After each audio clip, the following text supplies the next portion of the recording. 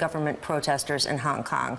But that's only one side of the story when there is a visit like this. And the other side is that we have a lot of former NBA players, legends, who come along to these global games. So let's talk about that for now. David Robinson, I'm so thrilled to welcome you here. Thank you. Of course, with Richard Jefferson as well. We were joking before we started rolling about. I was going to say, we have a historic Spurs player here, and also David Robinson.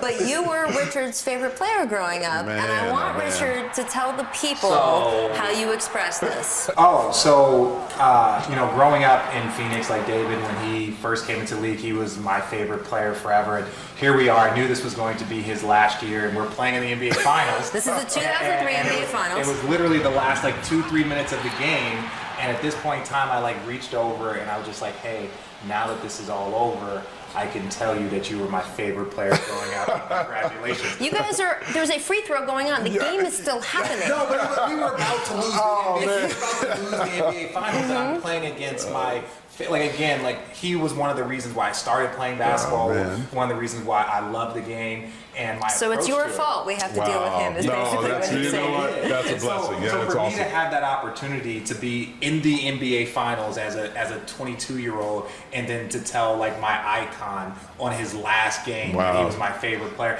I know there's a competitive side to it, but part of me was just I already felt old, but when you said that to me, I felt like, wow. I'm 40 now.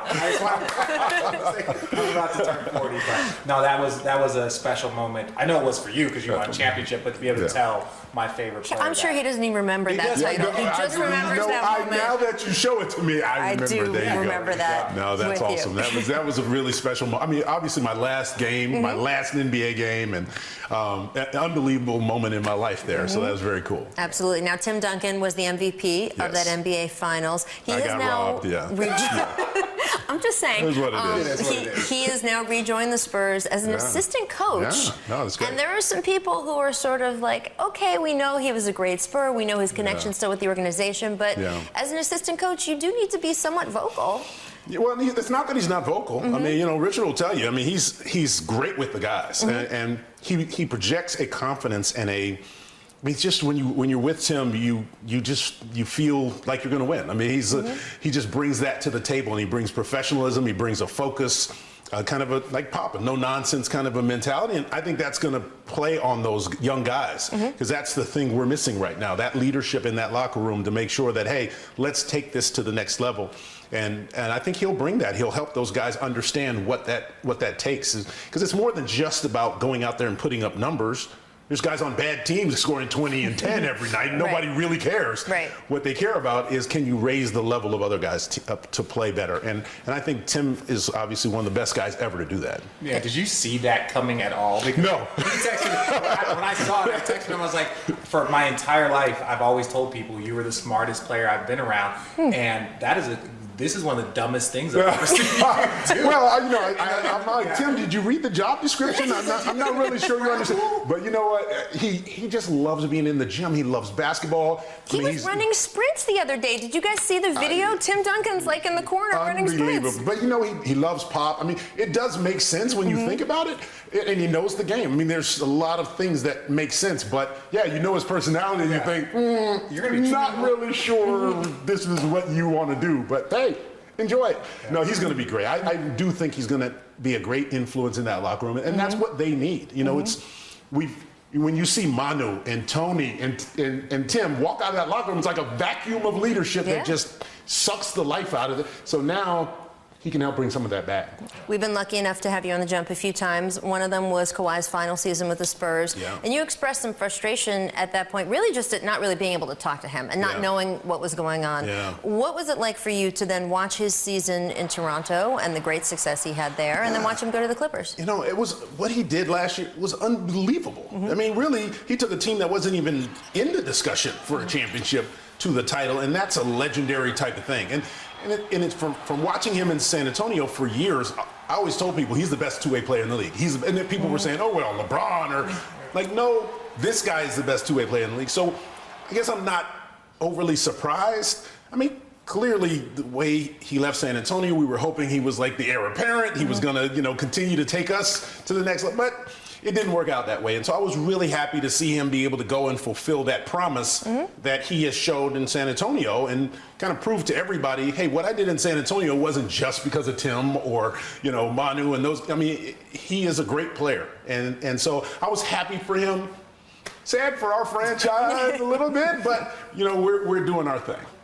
Yeah, one of the things I want to talk about was parity. Now that we were talking about Kawhi a little bit earlier, and now that you see there is no Miami Heat, there is no Golden State Warriors, there is no evil empire. Do you think that I personally like the evil empire? I do too. No, he was part of the you got to have the bad guys. You got to have something to shoot for. It really makes everybody better. When we used to play against, the Utah Jazz, we hated them, they were the enemy, but they made us play better, and we had to rise to that level. And then you had Chicago Bulls waiting past that, and you're like, okay, what do we have to do, man? What do we have to? So now it's, I'm with you. I like having the guys up there. Like, we're gonna take those guys down, man. Take them down. Now, I agree. But like, who do you see in this group now? And there's been a lot of changes. Yeah. Is there anybody that you see that kind of stands out to you that you're like, I think that team is going to be the team that can kind of run it for a year or two? You know what, to be honest with you, there's not one team that I could say for sure. I mean, I think that's going to make this season exciting and interesting. But, I mean, you